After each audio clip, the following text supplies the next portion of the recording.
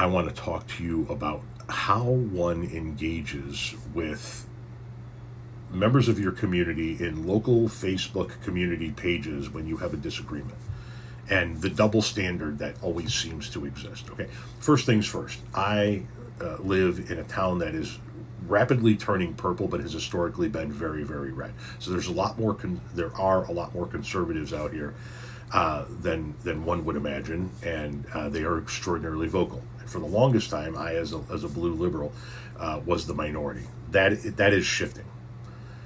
But I still engage with people in the comment sections of the local community pages about all sorts of issues, whether they be political, social, or whatnot. And my one sort of steadfast rule is I'm going to match your energy. If you come into the comment section and you leave a comment that's reasoned, logical, thought out, even if I disagree with it 100%, I'm going to reply to you in that same reasoned, logical, and thought out manner. If you come in kind of acting a little crazed and lunatic-ish, that's the energy I am also going to match.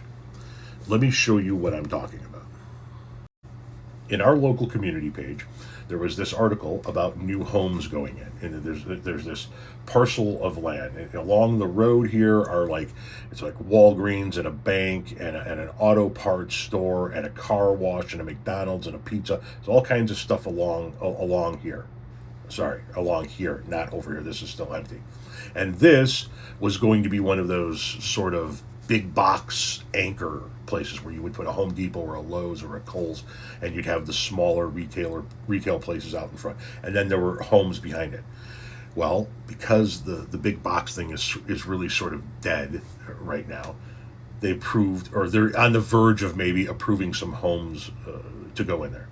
And of course that garnered conversation. Like, this first conversation was probably another lot of homes valuing over $400,000, which people can barely afford. And I had a reasonable conversation with that person. I said, well, clearly people can't afford $400,000 homes because $400,000 homes are selling in our community. But then there's this person. This person says, cut it out, they're building homes there, and I want to show you what Cindy Stanko Hendrickson said. Let me get out of the way. Cindy writes, they're throwing us a bone. They need even more tax dollars to pay for stuff taxpayers have no say about. How do you call that a community? Democrats are ruling Shanahan or rhinos. We moved into Shanahan in 2007. What a world of difference even since then. Shanahan has lost connection with the residents. I won't mention names, but I noticed someone was recently added to the board 1 to 2 years ago. I will say they are a she, and ever since she joined the board, the decline began. Sad, really.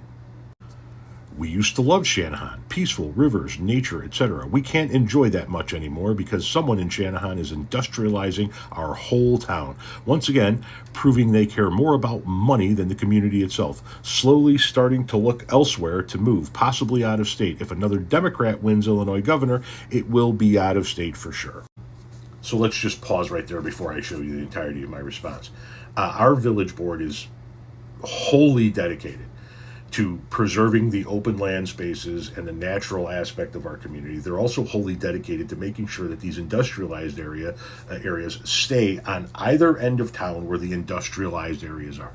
Our village board has actually been approached numerous times about putting warehouses and industrial areas, industrial projects right along the main drag in town, where tons of empty spaces that we're pulling in zero tax dollars for.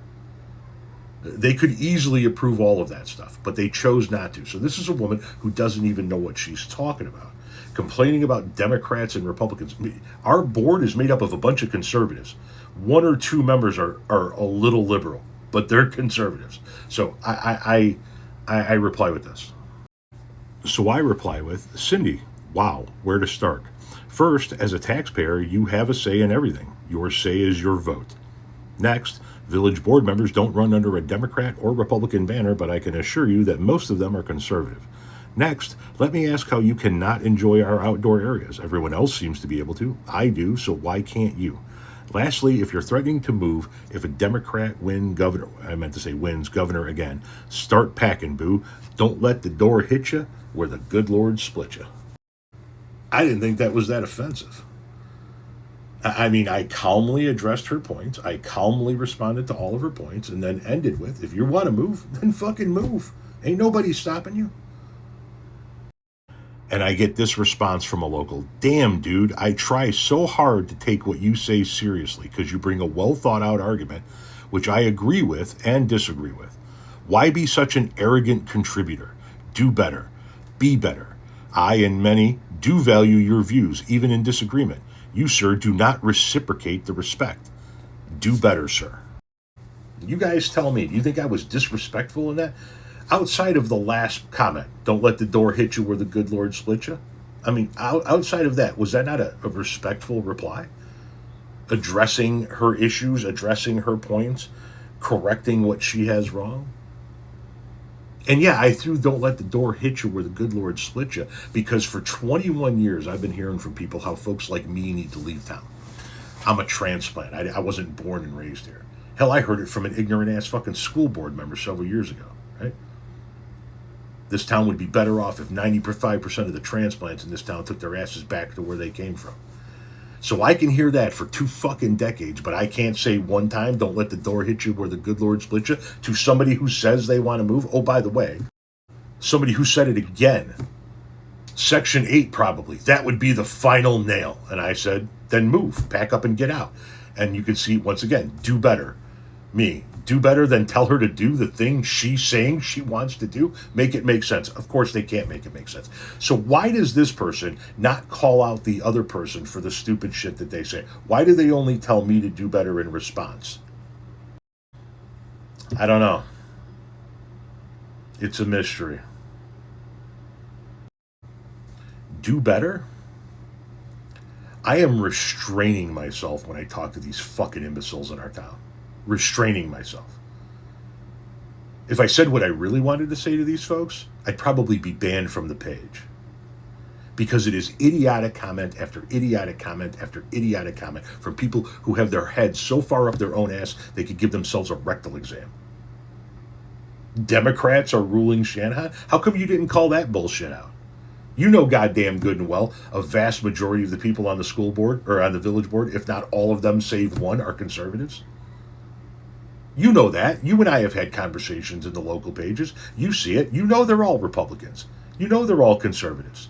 But you don't call that bullshit out. You tell me, somebody who leveled a reasoned, logical response to her, that I need to do better. Yeah, I'm done doing better with ignorant fucks. I give the energy you give. I match energies. You come in acting like an ignorant fuck, you're going to get spoken to like an ignorant fuck. You want to have an honest conversation like you, Eddie, frequently have with me? Then we can have that honest conversation. If you're going to tell me to do better when responding to ignorant fucks, miss me with that bullshit.